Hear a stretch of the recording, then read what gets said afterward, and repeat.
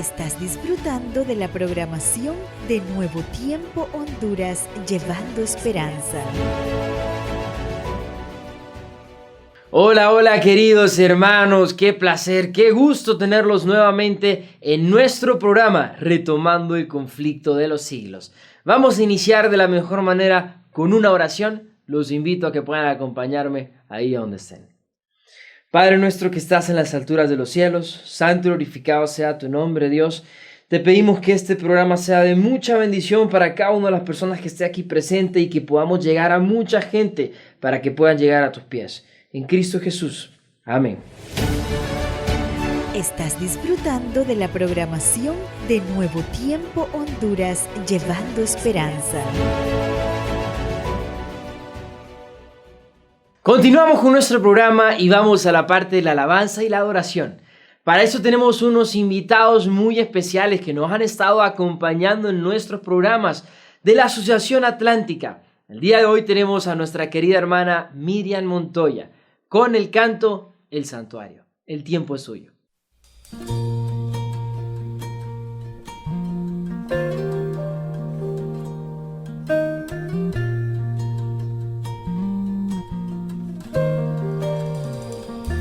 El sacerdote allá en el cielo, aleluya, aleluya, nuestro abogado ante el Padre eterno, en el templo hecho por Dios, detrás del velo, el lugar más santo, aleluya, aleluya, investigando limpia las faltas de aquellos que redimió, mis faltas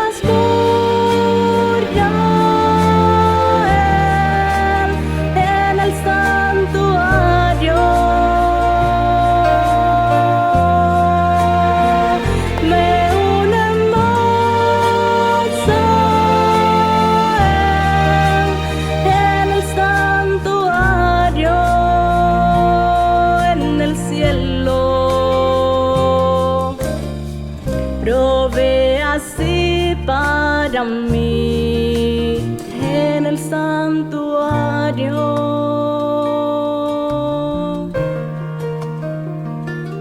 Purifica el templo celeste, aleluya, oh, aleluya, y su venida está preparando aquel que ha sido fiel, mis faltas borra en el santuario, me une más a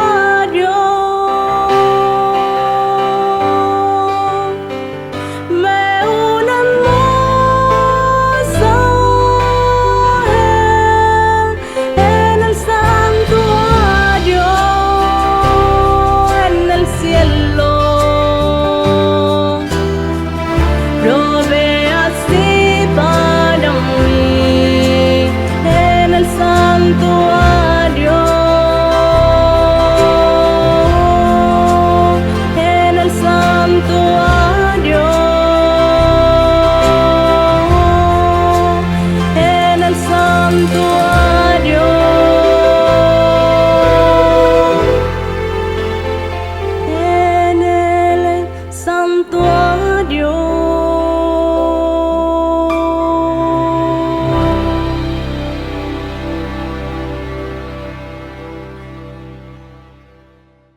El tema que tenemos el día de hoy se titula El Castillo de Canosa. El Castillo de Canosa, ubicado en el norte de Italia, fue el sitio más significativo en el triunfo papal sobre los poderes seculares. En el invierno de 1077 tuvo lugar la escena de humillación pública del emperador germano Enrique IV, que se sometía a la voluntad del emperador en ese momento, el Papa Gregorio VII. También cabe mencionar que este castillo era hogar de la condesa Matilde de Toscana. Pero vamos a dejar que nuestro querido pastor nos continúe contando. Tiempo es suyo.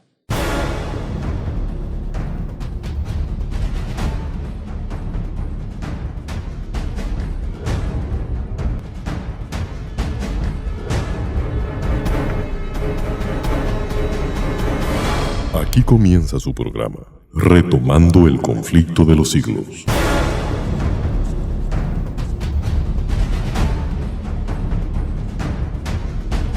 Este cautivante estudio lo guiará por eventos y sitios de la Iglesia cristiana, desde sus inicios hasta la Edad Medieval, y desde la Reforma Protestante a la Revolución Francesa.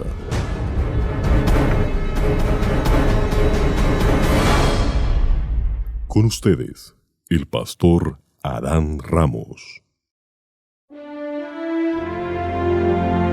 El castillo de Canosa es un castillo medieval situado en Canosa, provincia de Reggio Emilia, al norte de Italia. Es especialmente conocido por el episodio de la humillación de Canosa. Fue el lugar del encuentro entre el emperador Enrique IV y el Papa Gregorio VII durante la querella de las investiduras en el año 1077.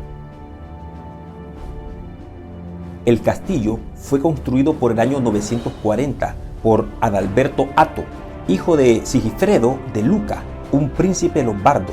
Está ubicado en una colina rocosa de unos 530 metros de altura. El castillo incluía un convento para 12 monjes benedictos y una iglesia dedicada a San Apolonio. Estaba protegido por un triple círculo de murallas. Entre los dos círculos más bajos se situaban las caballerizas y la residencia de los sirvientes. Durante la Edad Media fue uno de los castillos más inexpugnables de Italia. Aquí se refugió en el año 950 Adelaida de Italia, la viuda del rey Lotario II de Italia. Berengario II de Italia sitió el castillo durante 3 años en vano. Él estaba intentando forzar a la viuda Adelaida a casarse con su hijo. El siguiente episodio histórico más relevante en la historia de este castillo de Canosa ocurrió en el año 1077, el año de la famosa reconciliación entre el emperador Enrique IV y el Papa Gregorio VII. El Papa era amigo de Matilde de Toscana, dueña del castillo en esa época.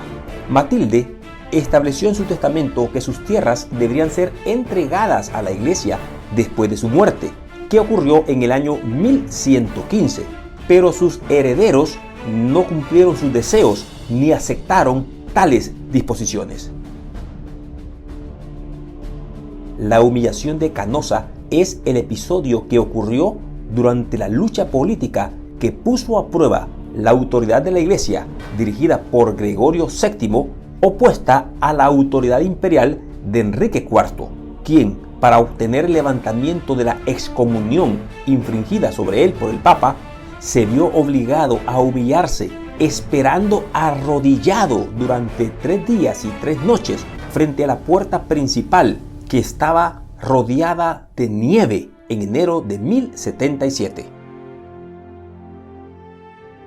El gobierno del emperador Enrique IV se caracterizó por intentar fortalecer la autoridad imperial del Papa. En realidad, él trataba de encontrar un equilibrio difícil, teniendo que asegurar, por un lado, la lealtad de sus nobles y por otro lado, perder el apoyo del pontífice.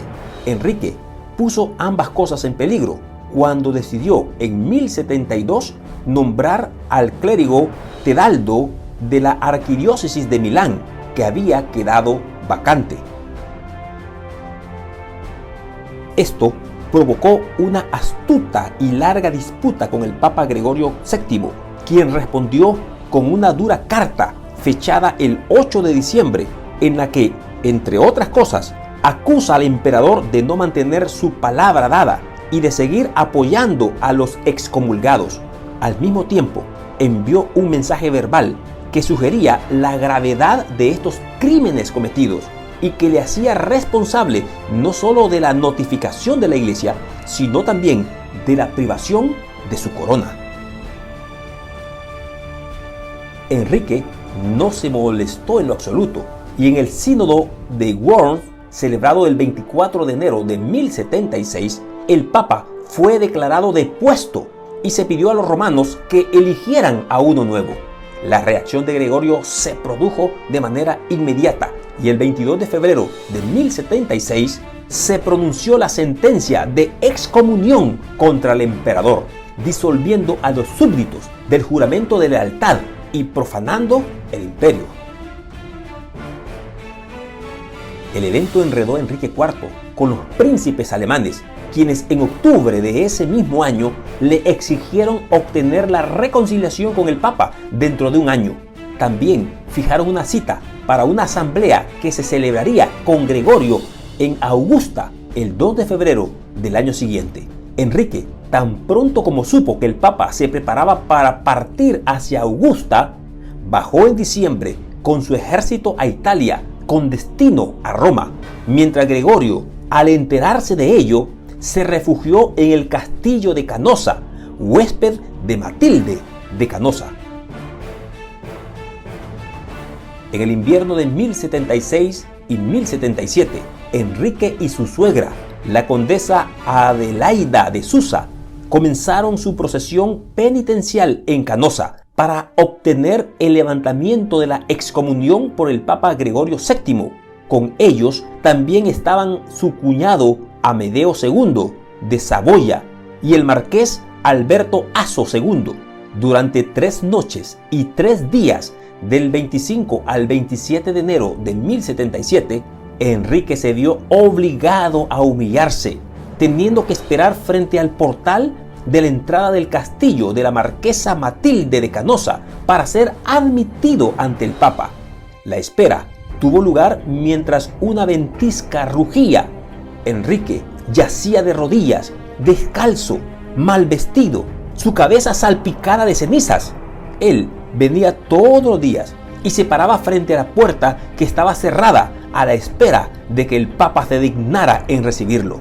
Fue solo gracias a la intervención del padrino, el abad de Cluny Hugh, y de la marquesa Matilde, que pudo ser recibido por el Papa el 28 de enero de 1077. La humillación de Canosa tuvo un fuerte efecto moral, pero los resultados prácticos pronto fueron de un tipo diferente. Al regresar a Alemania, Enrique se dio cuenta de que los líderes del pueblo ya no lo seguían. El 15 de marzo, en Forchheim, los príncipes alemanes lo habían depuesto, eligiendo a su cuñado Rodolfo de Suabia, quien fue coronado en Maguncia por el arzobispo Sigfrido. La lucha por la controversia de la investidura continuó con la derrota de Rodolfo, que perdió la vida en batalla.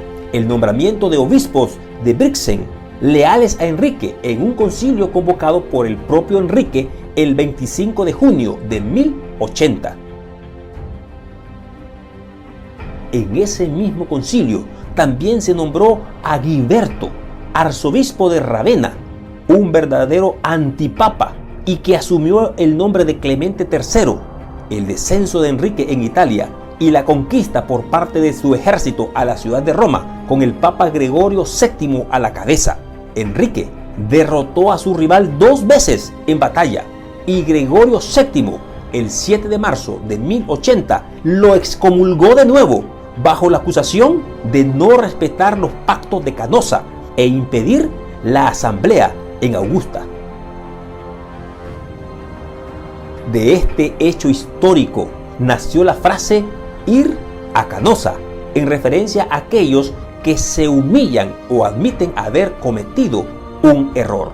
La expresión proviene de una frase pronunciada en 1872 por el canciller alemán Otto von Bismarck: no iremos a Canosa, ni en cuerpo ni en espíritu.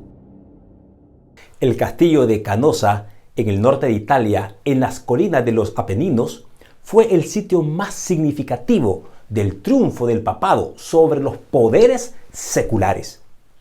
En el invierno del año 1077 tuvo lugar la escena de la humillación pública y sumisión del emperador del Santo Imperio Romano, Enrique IV, al Papa Gregorio VII. En ese tiempo, el castillo fue el lugar de una ferviente ayudadora del Vaticano, como lo era la condesa Matilde de Toscana.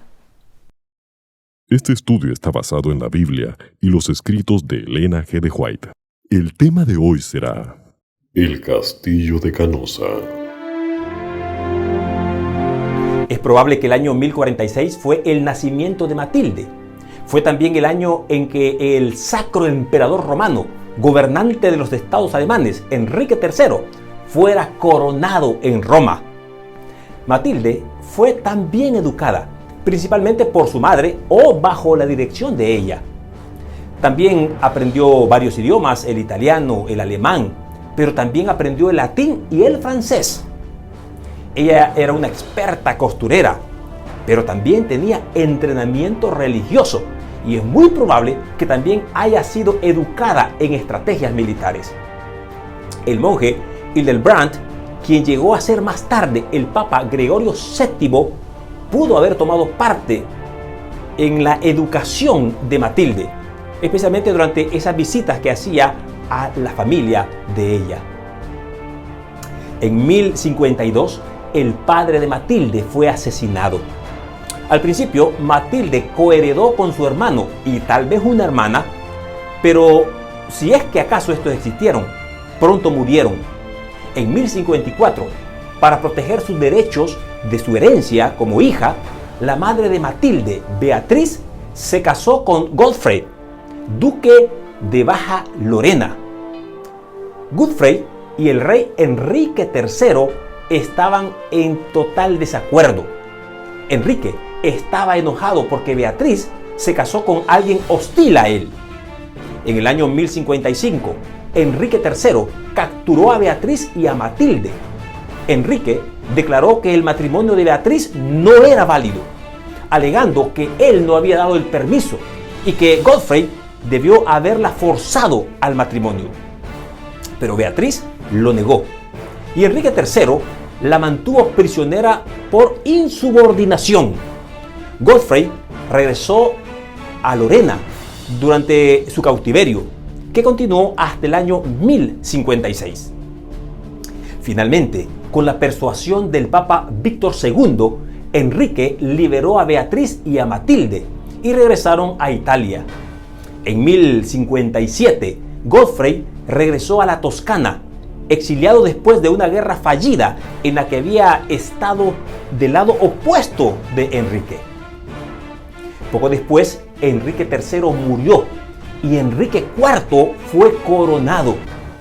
El hermano menor de Godfrey fue elegido papa como Esteban IX en agosto de 1057. Gobernó hasta su muerte el año siguiente, en marzo de 1058. Su muerte desencadenó una controversia entre Benedicto X, elegido como papa, y el monje Hildebrand, liderando la oposición a esa elección por motivos de corrupción. Benedicto y sus partidarios huyeron de Roma y los cardenales restantes eligieron entonces a Nicolás II como papa. Nicolás fue sucedido en 1061 por Alejandro II.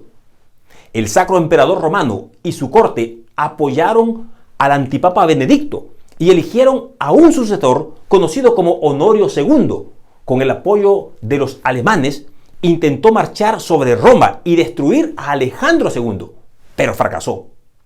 El padrastro de Matilde dirigió a los que lucharon contra Honorio. Matilde estuvo presente en la batalla de Aquino en 1066. Para 1069, el duque Godfrey murió y Matilde se casó con su hijo y sucesor, Godfrey IV, el Jorobado, que era a la vez su hermanastro. Matilde vivió con él en Lorena y en 1071 tuvieron un hijo, aunque las fuentes difieren en cuanto si se trataba de un hijo o de una hija.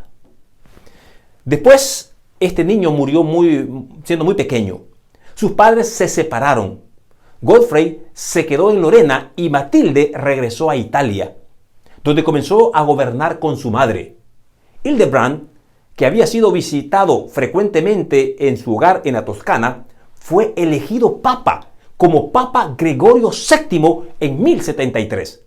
Matilde se alineó con el papa. Godfrey, a diferencia de su padre, con el emperador. En la controversia sobre la investidura, donde Gregorio se movió para prohibir la investidura laica, Matilde y Godfrey estaban de lados totalmente opuestos. Matilde y su madre estaban en Roma para la Cuaresma y asistieron a los sínodos donde el Papa anunció sus reformas. Aparentemente, Matilde y Beatriz se comunicaron con Enrique IV e informaron que estaban dispuestos favorablemente a la campaña del Papa para liberar al clero de la sinomía y del concubinato. Pero para 1075, una carta del Papa muestra que Enrique no apoyó tales reformas. Para 1076, la madre de Matilde, Beatriz, murió. Y en ese mismo año, su esposo fue asesinado en Amberes.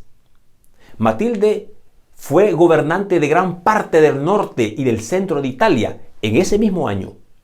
Enrique IV emitió una proclamación contra el Papa, dejándolo por decreto. Gregorio, a su vez, excomulgó al emperador. Al año siguiente, la opinión pública se había vuelto contra Enrique. La mayoría de sus aliados, inclusive los gobernantes de su propio estado dentro del imperio, como Matilde, que le debían lealtad a él, se opusieron a Enrique y se pusieron del lado del Papa. Seguir apoyándolo podría significar que ellos también fueran excomulgados, cosa que no querían arriesgarse. Enrique comenzó un viaje a Roma para hacer penitencias al Papa, para levantar su excomunión. El Papa se dirigía hacia Alemania cuando se enteró del viaje de Enrique. El Papa se detuvo en la fortaleza de Matilde, en Canosa, con un clima extremadamente frío. Enrique también planeaba detenerse en la fortaleza de Matilde, pero tuvo que esperar afuera, en la nieve, en el frío, durante 3 días y 3 noches. Matilde medió entre el Papa y Enrique, quien era pariente, para tratar de resolver sus diferencias. Con Matilde sentada a su lado, el Papa hizo que Enrique se arrodillara ante él como penitencia y expiara públicamente, humillándose ante el Papa. Y el Papa entonces, solamente así, logró perdonarlo. El advenimiento de la Iglesia romana al poder marcó el principio de la Edad Media. A medida que crecía su poder, las tinieblas se hacían más densas. La fe pasó de Cristo, el verdadero fundamento, al Papa de Roma. En vez de confiar en el Hijo de Dios para obtener el perdón de nuestros pecados y la salvación eterna, el pueblo recurría al Papa y a los sacerdotes y a los prelados y a quienes él invistiera de autoridad. Se le enseñó que el Papa era su mediador terrenal y que nadie podía acercarse a Dios de manera directa si no fuera a través de él. Y pasando el tiempo, se le enseñó también que para los fieles el Papa ocupaba el lugar de Dios y que por lo tanto debía obedecérsele implícitamente. con solo desviarse de sus disposiciones, se hacían acreedores de los más severos castigos que debían imponérsele a los cuerpos y a las almas de los transgresores. Así fueron los espíritus de los hombres desviados de Dios y dirigidos hacia hombres falibles, crueles, sí, aún más, hacia el mismo príncipe de las tinieblas que ejerce su poder por medio de ellos. El pecado se disfrazaba como manto de santidad cuando las Sagradas Escrituras se suprimen y el hombre llega a considerarse como ente supremo. ¿Qué otra cosa se puede esperar sino solamente el fraude, el engaño, la desgracia, la iniquidad? Al ensalzarse las leyes y las tradiciones humanas, se puso de manifiesto la corrupción que resulta del simple menosprecio de la ley de Dios. Días difíciles fueron aquellos para la Iglesia de Cristo. Pocos en verdad eran los sostenedores de la fe, aun cuando la verdad no quedó sin testigos. A veces parecía que el error y la superstición concluirían por prevalecer completamente y que la verdadera religión iba a ser desarraigada de la tierra. El Evangelio se perdía de vista mientras que las formas de la religión se multiplicaban y la gente se veía abrumada por el peso de las exacciones rigurosas que se hacían de la fe. No solo se le enseñaba a ver en el Papa como su mediador, sino a confiar en sus propias obras para la expiación de sus pecados. Largas peregrinaciones, obras de penitencia y la adoración de reliquias, la construcción de templos, de relicarios, de altares, la donación de grandes sumas de dinero para la iglesia. Todas estas cosas y muchas más les eran impuestas a los fieles para aplacar la ira de Dios o para asegurarse su favor. Como que si Dios se asemejase a los hombres, como que se enojara por pequeñeces o como que pudiese ser apaciguado por regalos y penitencias. Por más que los vicios prevalecían aún entre los jefes de la Iglesia de Roma, la influencia de estos parecía que siempre iba en aumento. A finales del siglo VIII, los partidarios del Papa empezaron a sostener que en los primeros tiempos de la Iglesia cristiana, los obispos de Roma tenían el mismo poder espiritual que a la fecha ellos arrogaban. Y por supuesto, para dar peso a esta autoridad, había que valerse de algunos medios que pronto le fueron sugeridos por el padre de la mentira. Algunos monjes fraguaron viejos manuscritos donde se describían decretos conciliares que hasta la fecha se habían establecido la supremacía universal del Papa, pero que esto venía desde los tiempos antiguos. La Iglesia, que había rechazado la verdad, aceptó con avidez estas imposturas. Las tinieblas parecían hacerse más densas. La adoración de imágenes se hizo más general. Se le encendían velas y se le ofrecían oraciones. Llegaron a prevalecer las costumbres más absurdas y supersticiosas. Los espíritus estaban tan completamente dominados por la superstición que la razón misma parecía haber perdido su poder. Mientras que los sacerdotes y los obispos eran amantes de los placeres y de los placeres sensuales y estaban corrompidos, solo podía esperarse que el pueblo que acudía a ellos en busca de dirección, que siguiera sumido en la ignorancia de estos mismos vicios que ellos practicaban. Las pretensiones papales dieron otro paso más cuando en el siglo XI el Papa Gregorio VII proclamó la perfección de la Iglesia de Roma. Entre las proposiciones que él había puesto, declaraba que la Iglesia no había errado nunca y que no podía errar. Según él, citando las Sagradas Escrituras, pero las pruebas de la Escritura faltaban para apoyar esta tesis. El altivo pontífice reclamaba además el derecho de poner y deponer emperadores y declaraba que ninguna sentencia pronunciada por él podía ser revocada por hombre alguno, porque él tenía la prerrogativa de revocar las decisiones de todos los demás. El modo en que trató al emperador alemán Enrique IV nos pinta a lo vivo el carácter tiránico de este abogado de la infalibilidad papal. Por haber intentado desobedecer la autoridad del Papa, dicho monarca fue excomulgado y destronado. Aterrorizado ante la deserción de sus propios príncipes, que por orden del Papa fueron instigados a rebelarse contra él, Enrique no tuvo más remedio que hacer las paces con Roma. Acompañado de su esposa, de su suegra y de otros acompañantes, cruzó los Alpes en pleno invierno para humillarse ante el Papa. Habiendo llegado al castillo de Canosa, donde Gregorio se había retirado, fue conducido, despojado de sus guardas, a un patio exterior y allí, en el crudo frío del invierno, con la cabeza cubierta y los pies descalzos y miserablemente vestido, esperó el permiso del Papa para que pudiese llegar ante su presencia.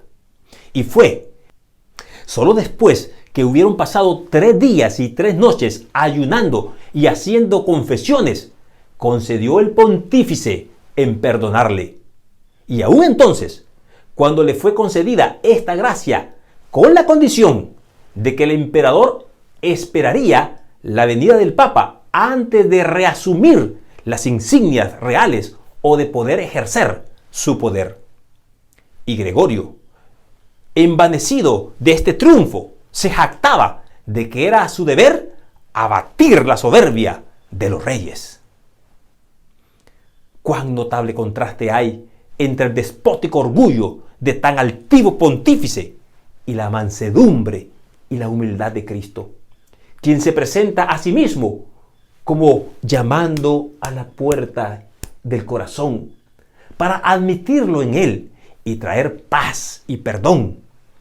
Y enseñó a sus discípulos: el que quiera entre vosotros ser el primero, será vuestro siervo. Mateo 20:27. Los siglos que sucedieron presenciaron un constante aumento del error en las doctrinas sostenidas por Roma. Aún antes del establecimiento del papado, las enseñanzas de los filósofos paganos habían recibido atención y ejercido una influencia dentro de la misma iglesia.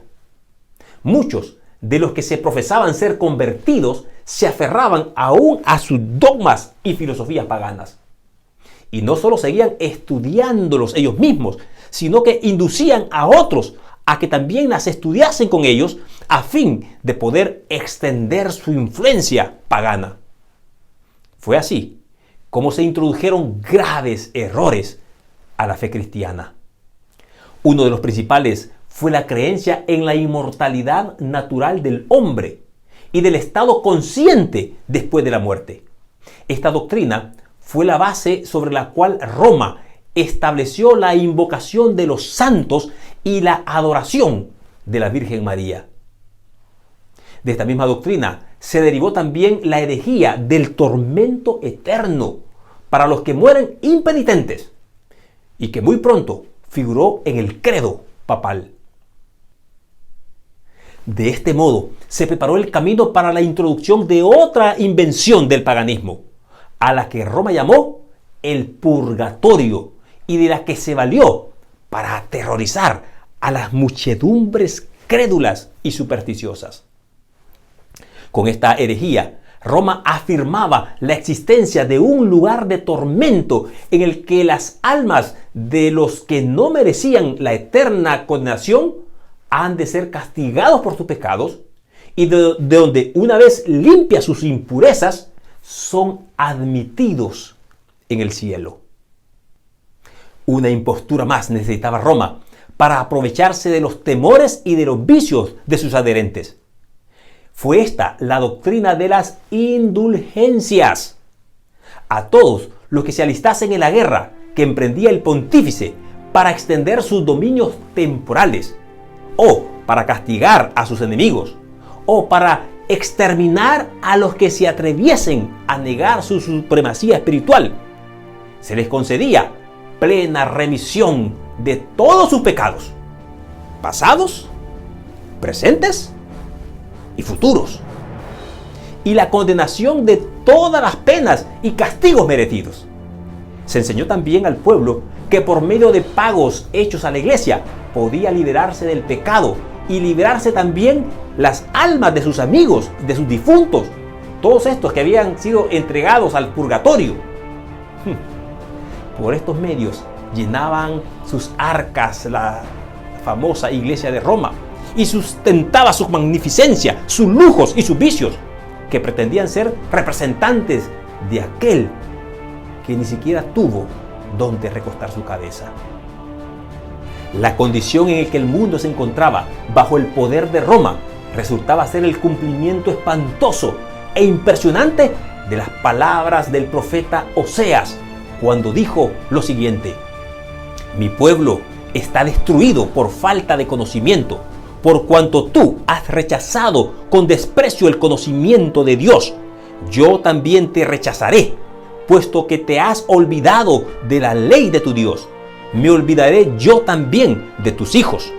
No hay verdad y no hay misericordia y no hay conocimiento de Dios en la tierra.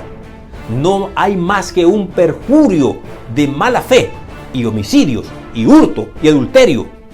Rompen por todo y un charco de sangre toca a otro. Oseas 4, 6, 1 y 2. Cuando tuve la oportunidad de visitar este castillo de Canosa, recordé las luchas inútiles por la supremacía que hubo en este lugar. Tuve tiempo para poder orar y decirle al Señor que yo no quisiera ser parte de un juego similar a este. Recordé cómo nuestro amado Jesús nos enseñó todo lo contrario.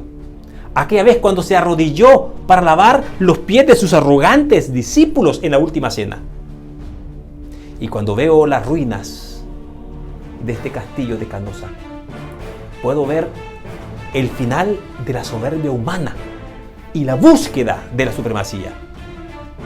Y esto será más vívidamente revelado por la completa desolación de la tierra durante el milenio.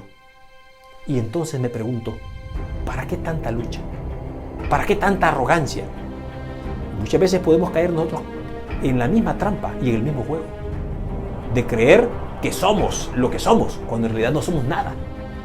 Después de estar estudiando este estudio maravilloso que he presentado, a mi mente venía muchas veces la figura de estos individuos, todos ya muertos, todos yacen muertos. Y entonces, ¿para qué tanta arrogancia? ¿Para qué tanta supremacía? ¿Por qué ensañarnos en ir contra lo que enseña la palabra de Dios? ¿Por qué no adoptar mejor una postura como la que adoptó Jesús? Cuando siendo el Rey de Reyes y Señor de Señores, el dueño de este mundo y de este universo, vino a esta tierra y se humilló hasta lo sumo, humillándose hasta la muerte y muerte de cruz. ¡Qué gran lección y qué gran diferencia! Que el Señor nos ayude a luchar contra el orgullo. Que el Señor nos ayude a poder estar del lado de la verdad. Que el Señor nos ayude a poder comprender la plenitud del Evangelio. Y por supuesto, que nos ayude a prepararnos para el pronto encuentro de Cristo a esta tierra y que seamos parte de los redimidos. Oremos.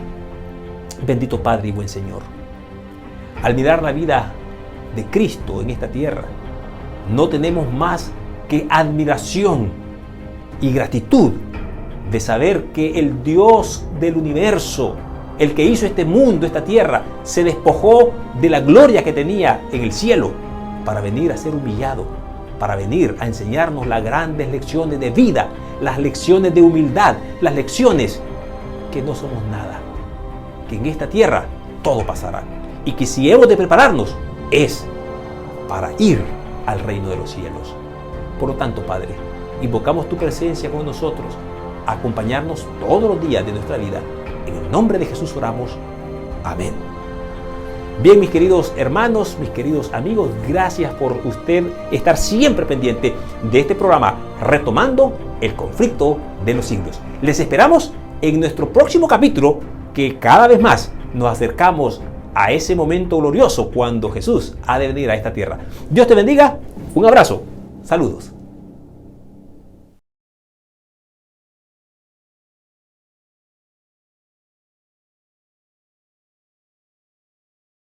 Muchísimas gracias, querido pastor Adán Ramos, por ese increíble resumen.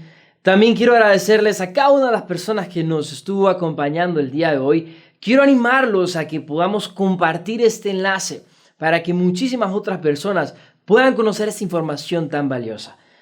Hasta luego y que Dios los bendiga. Estás disfrutando de la programación de Nuevo Tiempo Honduras, llevando esperanza.